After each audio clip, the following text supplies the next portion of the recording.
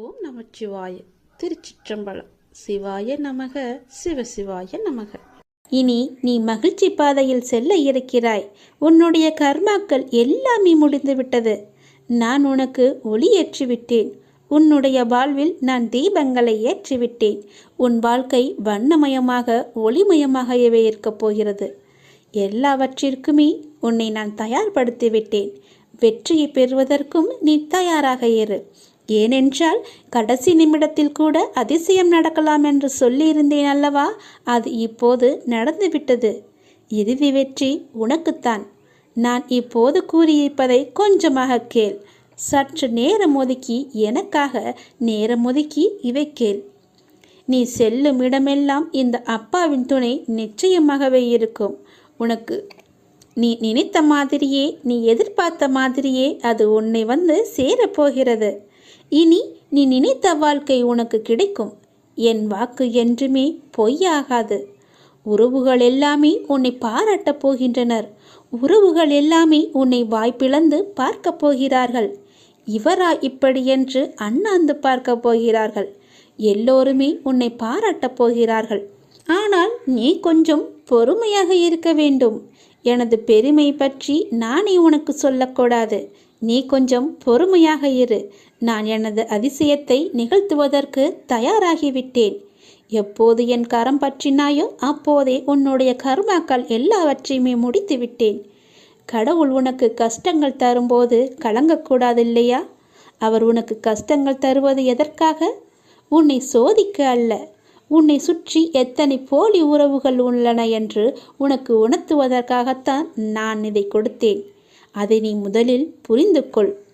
நீ என்னிடம் கேட்டதை விட சிறப்பான ஒரு வாழ்க்கையை நான் உனக்கு அமைத்து தருகிறேன். நான் என்பதை நீ மறந்து விடாதே. எதை பற்றியுமே நீ கவலைப்படாதே. இன்று உங்களுக்கும் உங்கள் குடும்பத்தில் உள்ள அனைவருக்குமே இந்த அப்பாவின் அருள் கிடைக்கும். நிச்சயமாகவே இன்று முதல் உன் வாழ்க்கை வண்ணமயமாக மாறப்போகிறது. இந்த அப்பாவின் ஆசையோடு எல்லாமே நினைத்தபடியே நடக்கும். நினைத்தது எல்லாமே நிறைவேறும். உனக்கு ஒன்று தரப்போகிறேன். நீ கேட்டதை தரப்போகிறேன். நீ கேட்டது ஒன்றுதான், நான் கொடுப்பதோ 2 மடங்காக இருக்கும். நீ கேட்ட சந்தோஷத்தை விட 2 மடங்கு இரட்டிப்பு மகிழ்ச்சியை பெறப்போகிறாய். நீ தயாராக இரு. உன் மனதை எப்போதுமே சந்தோஷமாக வைத்திரு. இரட்டிப்பு மகிழ்ச்சி உனக்கு காத்திருக்கிறது. ஏனென்றால் உன்னுடைய கர்மா முடிந்துவிட்டது.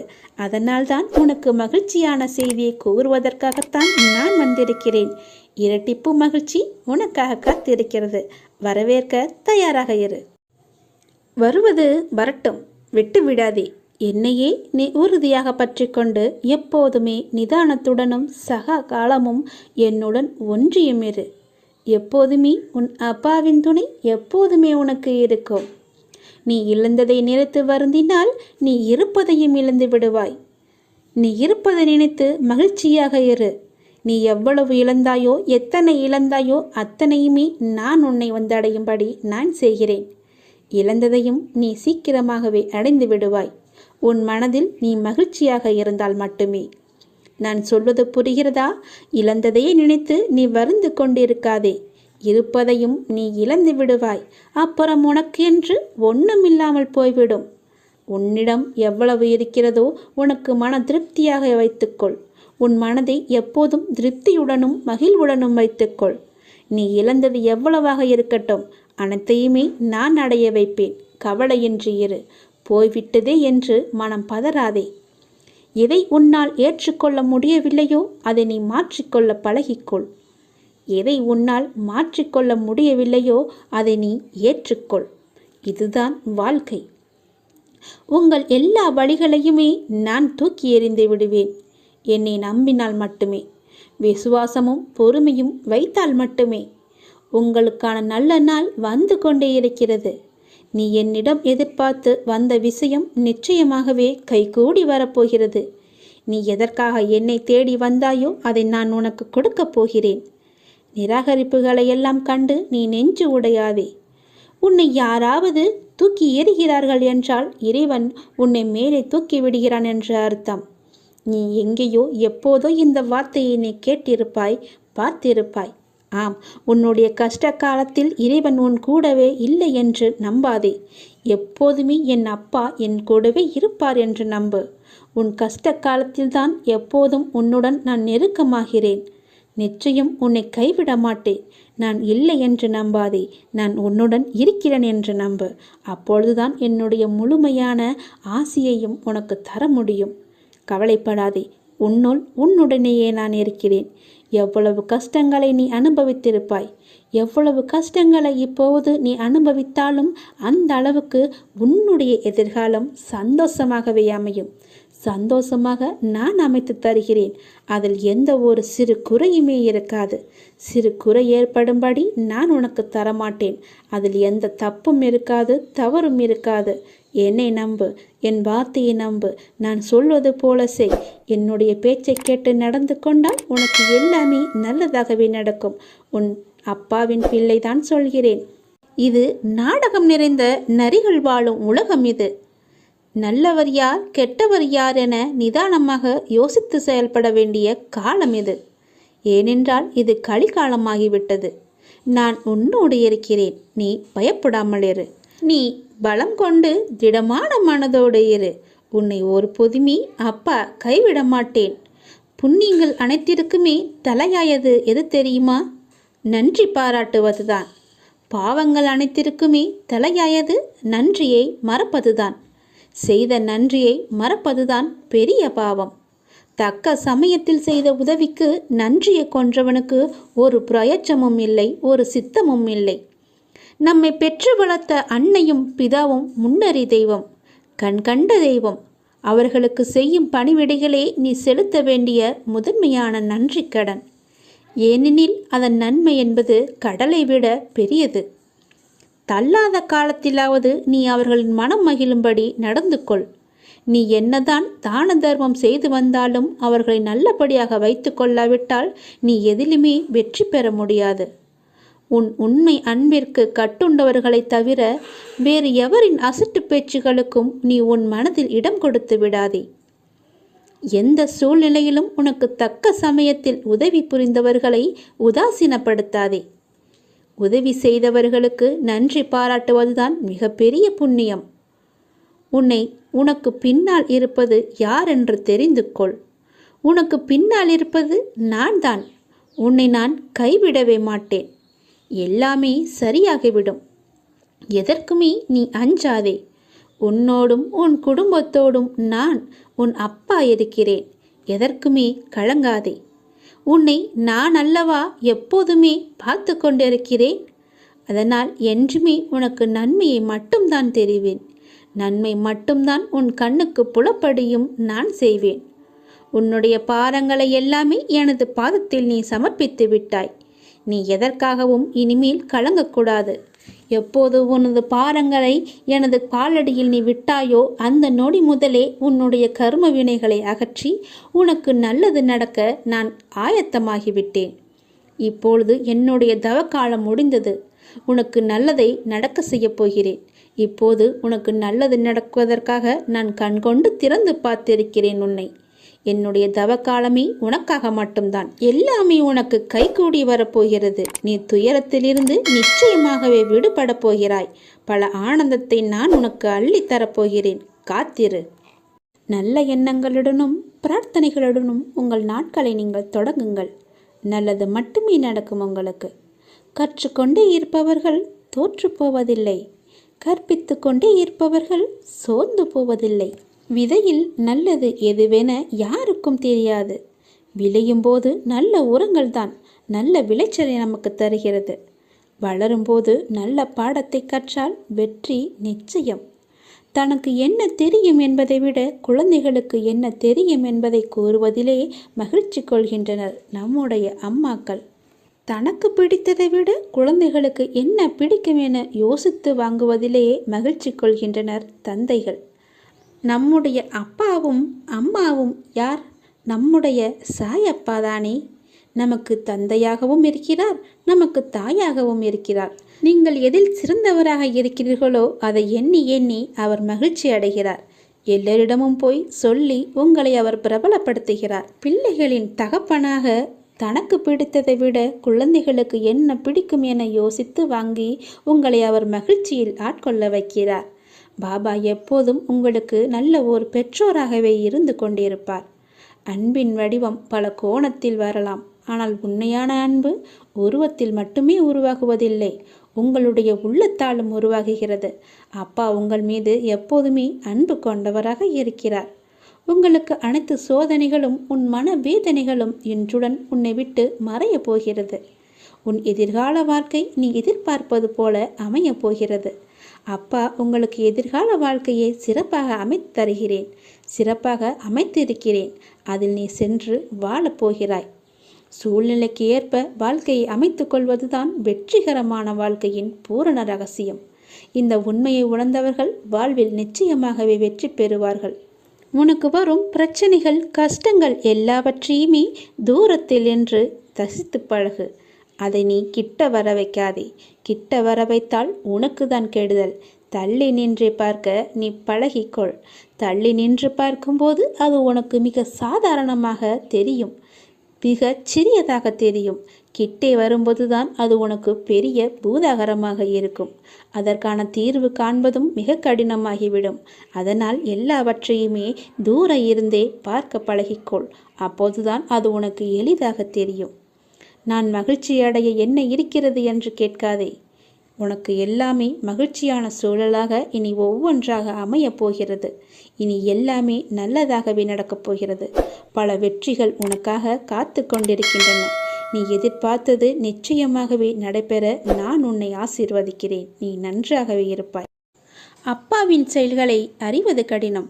ஆனால் ஒன்று மட்டும் உண்மை, அப்பாவின் செயல்களில் ஒரு உட்பொருள் இருக்கும். அவரை நம்பும் பக்தர்களை அவர் என்றுமே கைவிட மாட்டார் என்று நீங்கள் நம்ப வேண்டும். அப்பாவின் விருப்பப்படியே அனைத்துமே நடக்கிறது. சில நிகழ்வுகள் நமக்கு கெடுதல் என நினைப்போம், ஆனால் கடைசியில் அது நன்மையாகவே முடியும். அப்பா எது செய்தாலுமே அதில் நன்மை இருக்கும் என்று நீங்கள் முதலில் நம்ப வேண்டும். அப்பா நான் கேட்டதையெல்லாம் கொடுக்கவில்லை என்று நீங்கள் யோசிக்கலாம். அதில் ஒரு தீமை இருப்பதால் தான் அதை தட்டி இருக்கிறார் என்று நீங்கள் நினைத்து கொள்ளுங்கள்.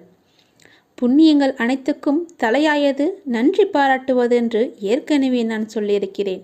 அதனால் உங்களுக்கு யாரேனும் உதவி செய்தால் அவர்களுக்கு உடனே கூச்சமில்லாமல் உடனடியாகவே நன்றி சொல்லிவிடுங்கள். அதனால் நீங்கள் எந்த அளவிலும் குறைந்து போக மாட்டீர்கள். வாழ்க்கையில் உன்னை சுற்றி இருப்பவர்களை பற்றி கொஞ்சம் யோசித்துப்பார். யோசித்து பழகு. அவர்கள் யார், உனக்கு நல்லவர்களா தீயவானவர்களா என்று யோசித்து அவர்களிடம் நீ பழகு. அதனால் கூட உனக்கு தீமை ஏற்படலாம், கஷ்டங்கள் கூட ஏற்படலாம், பிரச்சனைகள் வரலாம். என்ன அப்பா இப்படி சொல்கிறீர்களே என்று என்மேல் நீ கோபித்து கொள்ளலாம், அல்லது உனக்கு மனம் குழப்பத்தை ஏற்படுத்தலாம். நீ இப்போதைய சூழ்நிலையில், இன்றைய நிலையில் உன்னை சுற்றியுள்ளவர்கள் நல்லவர்கள் இல்லை என்று சொல்கிறேன். என்னை நம்புவாயா இல்லை உன்னை சுற்றியுள்ளவர்களை நம்புவாயா என்று நீயே யோசித்துக்கொள். அவர்கள்தான் முக்கியம் என்றால் என் பேச்சை நீ விட்டுவிடு. இல்லை நான் தான் முக்கியம் என்றால் அவர்களை நீ விட்டுவிட வேண்டாம். கொஞ்சம் தள்ளியே வை, அவ்வளவுதான். தள்ளி இருந்து அவர்களை பார். அவர்கள் என்ன செய்கிறார்கள், என்ன சொல்கிறார்கள், உன்னை பற்றி என்னெல்லாம் பேசுகிறார்கள் என்று கொஞ்சம் தள்ளி இருந்தே பேசி பழகு. பார், உனக்கே புரியும் அவர்களை பற்றி. நான் சொல்வது எல்லாம் உண்மை, என் அப்பன் சொன்னது எல்லாமே உண்மை என்று உனக்கே ஒரு நாள் தெரிய வரும். அதனால்தான் இப்போதே உனக்கு நான் சொல்கிறேன். அவர்களை விட்டு நீ தூரமாக விலகி வந்துவிடு. தேவையில்லாமல் நீ உன்னை சுற்றியுள்ளவர்களிடம் போய் கோபத்தை காமிப்பது தவறு. கோபத்தை உங்களின் கேடயமாகவே உனக்குள்ளே வைத்துக்கொள். நீ அவர்களிடம் சென்று உன் கோபத்தை காமிப்பதால் உனக்கு என்ன ஆகும் என்று நினைக்கிறாய்? ஒன்றும் ஆகாது. உனக்கு சண்டைதான், தீயவைதான் ஏற்படும். உன்னுடைய நிம்மதிதான் குறையும். நீயாகவே வாழு. வாழ்க்கை சிறந்த ஒரு ஆசானாக உன்னை வழிநடத்தி செல்லும். உனக்கு முந்தி செல்பவர்களைக் கண்டு நீ கலங்கக்கூடாது. உனக்கான வெற்றியை உன்னால் மட்டுமே நிரப்ப முடியும். தோழாதே. உனக்கு துணையாக உன் அப்பா நான் இருக்கிறேன். நல்லதே நடக்கும். உன் மனதிலுள்ள ஏக்கங்களும் பரிதவிப்புகளும் அறியாமல் நான் இல்லை. உன்னுடைய மன வலிமையை சோதிக்கும் அளவிற்கு பலவிதமான நிகழ்வுகள் நடந்துவிட்டன. அவைகள் எல்லாமே மெல்ல மெல்ல தாங்கி நின்று இப்போது நீ வலு இல்லாமல் சோர்ந்து போயிருக்கிறாய். நீ இப்படி பலவிதமான சோதனைகளுடனும் பிரச்சனைகளுடனும் வாழ்ந்து கொண்டிருக்கிறாய். நான் அடிக்கடி உன்னிடம் சொல்லிக் கொண்டுதான் இருக்கிறேன், எல்லாமே சுகமாகிவிடும், சரியாகிவிடும் என்று. அப்படிதான் நீயும் கேட்டுக்கொண்டிருந்தாய். இப்போது அந்த சோகத்தில் என்னையே நீ மீறிவிட்டாய். எல்லாமே சுகமாகிவிடும் என்று அடிக்கடி சொல்கிறீர்களே, எப்போதான் என்னுடைய வழிகள் எல்லாம் சரியாகும்? அப்படியே என்னுடைய வழிகள் இருந்து கொண்டேதானே இருக்கிறது. அப்படி இருப்பது போன்றுதானே நான் உணர்கிறேன் என்று நீ சொல்கிறாய். சரிதான், எல்லா மனிதர்களுக்கும் நேர்மறை எதிர்மறை காலம் என 2 காலங்களும் இருந்து கொண்டுதான் இருக்கின்றன. நேர்மறை காலங்களில் என்னுடைய உதவி எளிதாகவே கிடைத்துவிடும். ஆனால் எதிர்மறை காலத்திலோ நீ என் பார்வையில் தான் இருப்பாய். ஆனால் மனம் என்ற மாய உலகம் அந்த எதிர்மறையின் கட்டுப்பாட்டில் இருக்கும். அப்படிப்பட்ட சூழ்நிலையில்தான் நீ இன்று இருக்கிறாய். அதனால்தான் நான் உனக்கு செய்வது உன் கண்ணுக்கு உனக்கு தெரியாமல் போகிறது. அதனால்தான் நீ இப்படி என்னிடம் வந்து கேள்வி கேட்டுக்கொண்டிருக்கிறாய். உன்மேல் தவறு இல்லை. எதிர்மறை என்ற மாயை உன்னை சூழ்ந்து இருக்கிறது. உன் மனதில் சிம்மாசனம் போட்டு நான் அமர்ந்திருக்கிறேன். இருந்தும் உன்னை விடுவிக்க நான் அதனோடு போராடி கொண்டிருக்கிறேன். வாக்குவாதமும் செய்து கொண்டிருக்கிறேன். அமைதியான நிலையில் இருக்கும் நான் என் பிள்ளையான உன்னை விடுவிக்க என்ன வேண்டுமானாலும் செய்வேன். உன்னை காப்பாற்ற எத்தனை ரூபங்கள் வேண்டுமானாலும் எடுப்பேன். உனக்குள் முன்னேற விடாமல் உன்னை முடக்கும் உன் எண்ணங்கள், சிந்தனைகள் எல்லாவற்றிலும் இருந்து நான் உனக்கு விடுதலை அளிப்பேன்.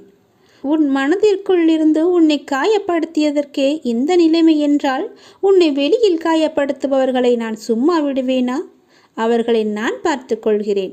ஒருவர் உன்னை பழி வாங்கினால் நீ பதிலுக்கு அதையே செய்யாதே.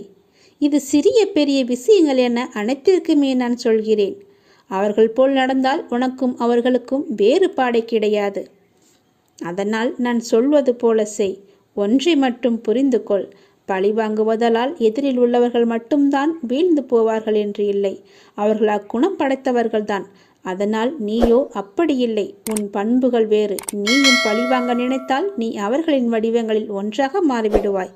என் சொல்படி நல்லதே நடக்கும். வாழ்க்கைக்கான அர்த்தத்தை தான் எல்லோருமே தேடிக்கொண்டிருக்கிறார்கள்.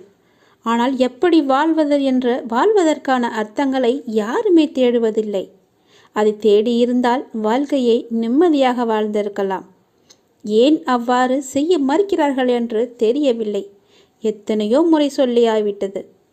வாழ்க்கையில் எதுவுமே காரணங்கள் இல்லாமல் நடக்காது. எல்லாவற்றிற்குமே பின்னால் நிச்சயமாக ஒரு காரணம் இருக்கும். இப்போது இந்த பதிவை நீ கேட்பதற்கு கூட ஒரு காரணம் நிச்சயமாக இருக்கும். அது அந்த இறைவனுக்கு மட்டும்தான் தெரியும் என்று நீ நினைக்க வேண்டும், நம்ப வேண்டும். உன்னுடைய வாழ்க்கையின் பாதையின் அழகை சொல்ல உனக்கு வார்த்தைகளே இருக்காது. உன்னுடைய வார்த்தைகளை நீயே தேடிக்கொண்டிருப்பாய். அவ்வளவு அழகானதாக உன் வாழ்க்கை மாறப்போகிறது. வாழ்வில் நம்பிக்கை, நிதானம், பொறுமை, சகிப்புத்தன்மை, அறநெறியில் வாழுதல், பிறரிடம் புறம் பேசாமல் இருத்தல், இதை நீ கடைப்பிடித்தாலே உன்னுடைய பாதை சுகமான பயணமாக உன் வாழ்க்கை அமையும். உன் பாதையும் நன்றாகவே இருக்கும். எந்த ஒரு கரடும் முரடும் இல்லாமல் நன்றாகவே இருக்கும். நீ உன் அப்பாவை அழைக்கும் தருவாயில் உன் சத்தம் என்னுடைய மனதிற்குள் இருந்து உனக்கு ஆரம்பிக்கும். கேட்கும் முன்னரே உன் முன் நான் இருப்பேன். ஏனென்றால் என் இதயத்தில் தான் உன்னை சுமந்து கொண்டிருக்கிறேன். இது அப்பாவின் வாக்கு. நீ உன் வாழ்க்கையில் முன்னோக்கி மகிழ்ச்சியாக செல்லும் காலம் வந்துவிட்டது. நம்பிக்கையோடு நான் கூறும் வார்த்தைகளை எல்லாமே பின்பற்று. நீ எதையெல்லாம் இழந்தாயோ அதைவிட அதிகமாகவே உன்னை வந்து சேரும். நான் நிச்சயமாகவே நான் சேரும்படி செய்வேன். இது மிகவும் அவசரமான செய்தி. நீ சந்தோஷமான செய்தி. இதை நீ புறக்கணித்து விடாதே. இதற்கும் ஒரு காரணம் இருக்கிறது. சந்தோஷ செய்தி என்கிறீர்களே, அப்படி என்ன சந்தோஷமான செய்தி என்றுதானே நீ கேட்கிறாய்? நீ கேட்டதை, நீ நினைத்ததை நான் தரப்போகிறேன். விரைவாகவே அது உன்னிடம் கிடைக்கும்படி நான் செய்ய போகிறேன். நீ கேட்டது எல்லாமே உனக்கு கிடைக்கும். என்னிடம் வெகு நாட்களாக கேட்டுக்கொண்டிருந்தாய். புத்தாண்டு அன்று என் ஆலயத்திற்கு வந்து என்னிடம் ஒன்று கேட்டாய். அது உனக்கு ஞாபகம் இருக்கிறதா என்று பார். அதைதான் நான் உனக்கு இப்போது தரப்போகிறேன். அதற்கான காலம் கனிந்து விட்டது. காய் கனியாகி பழம் பழுக்கும் நேரம் வந்து விட்டது. அதனால் இப்போது நான் உனக்கு இந்த நல்ல செய்தியை சொல்வதற்காகத்தான் நான் வந்திருக்கிறேன். விரைவாகவே நான் அதை கொடுத்து விடுவேன். வெகு நாட்களெல்லாம் காத்திருக்க வேண்டாம். இன்னும் 2-3 நாட்களிலே அது உனக்கு கிடைக்கும். நல்ல செய்தியை கேட்பாய். நீ பாதைகள் கடினமாக இருக்கிறது என்று நீ உணர்கிறாயா? அப்படி உணர்ந்தால் என் துணை உனக்கு இருக்கிறது. நிச்சயமாகவே இருக்கும். நீ எப்போதெல்லாம் கடினமாக இருக்கிறது என்று நினைக்கிறாயோ அப்போதெல்லாம் என்னுடைய துணை நிச்சயமாகவே உனக்கு இருக்கும். நீ பயணிக்கும் பாதையே நீ எவ்வளவு கடினமாக உணர்கிறாய் என்றால் உனக்கான வெகுமதி எந்த உயரத்தில் நான் உனக்கு வைத்திருப்பேன் என்று யோசித்துப்பார். அதற்கு பாதி அளவான கடினங்கள் தான் உன் பாதையில் நீ இப்போது சந்தித்து கொண்டிருப்பது. அதைவிட 10 மடங்காய் உனக்கு நான் நல்லதை தரப்போகிறேன். என் நல்ல ஆசையுடன் என்றுமே நீ வாழ்வாய். ஒரு தாய் தன் குழந்தையை மடியில் தூக்கி வைத்திருக்கும் போது அந்த குழந்தை எட்டி தாவும், உதைத்து தள்ளும். அந்த தாய் குழந்தையை கீழே விடவோ விட்டு செல்லவோ மாட்டாள். அதை போலதான் நானும். உன்னிடத்தில் நீ என்பதும் நான் என்பதும் ஒன்றுதான். நாம் இருவரும் வேறல்ல, இருவரும் ஒன்றே. நீயும் நான் தான், நானும் நீயும் தான். நம்மை இருவரையும் யாராலும் பிரிக்க முடியாது. உன் மனதிலுள்ள இயக்கங்களும் பரிதவிப்பும் நான் அறியாமல் இல்லை. உன் மன வலிமையை சோதிக்கும் அளவிற்கு எல்லா நிகழ்வுகளுமே நடக்கின்றன. அவைகள் மெல்ல மெல்ல தாங்கி இன்று வலி இல்லாமல் சோர்ந்து போயிருக்கும் உன்னை நான் எப்படி பாதுகாப்பேன் என்று எனக்கு தெரியும். எல்லாமே சுகமாகிவிடும். எல்லாமே நன்றாகிவிடும். எல்லாமே உன் கஷ்டங்கள், துன்பங்கள், துயரங்கள் எல்லாமே ஓடிவிடும். என்னை நம்பு. என்னுடைய வார்த்தையை நம்பு. அப்படியே இருப்பது போன்று நான் உணர்கிறேன் என்று நீ நினைத்துக்கொள். அப்பா எனக்கு இருக்கிறார் என்று நம்பு. எல்லா மனிதர்களுக்குமே நேர்மறை எதிர்மறை காலம் என 2 காலங்கள் இருக்கின்றன. நேர்மறை காலங்களில் என் உதவி எப்போதும் எளிதில் கிடைத்துவிடும். ஆனால் எதிர்மறை காலத்திலோ நீ என் பார்வையில்தான் முழுவதுமாகவே இருப்பாய். ஆனால் மனம் என்ற மாய உலகம் அந்த எதிர்மறையின் கட்டுப்பாட்டில் இருக்கும். நீ உன் மனதில் சிம்மாசனம் போட்டு என்னை அமர்த்தி வைத்திருக்கிறாய். உன் மனதில் நான் சிம்மாசனம் போட்டு அமர்ந்திருக்கும் போது உன்னை விடுவிக்க நான் அதனோடு போடும் வாக்குவாதம் எவ்வளவு என்று எனக்கு மட்டுமே தெரியும். நான் உனக்கு எதுவும் செய்யாமல் அமைதியாக இருக்கிறேன் என்றுதான் தெரியும். அமைதியான நிலையில் இருக்கும் நான் என் பிள்ளையான உன்னை விடுவிக்க, காப்பாற்ற அத்தனை ரூபங்களும் நான் எடுத்துக்கொண்டு தான் இருக்கிறேன். உனக்குள் முன்னேற விடாமல் உன்னை முடக்கும் உன் எண்ணங்கள், சிந்தனைகள் எல்லாவற்றிலுமிருந்து நிச்சயமாகவே நான் உனக்கு விடுதலை வாங்கி தருவேன். உன் எதிர்மறை எல்லாவற்றையுமே நான் போக்குவேன். நன்றாகவே இருப்பாய். நல்ல எதிர்காலம் பெற்று சீரும் சிறப்புமாக வாழ்வாய்.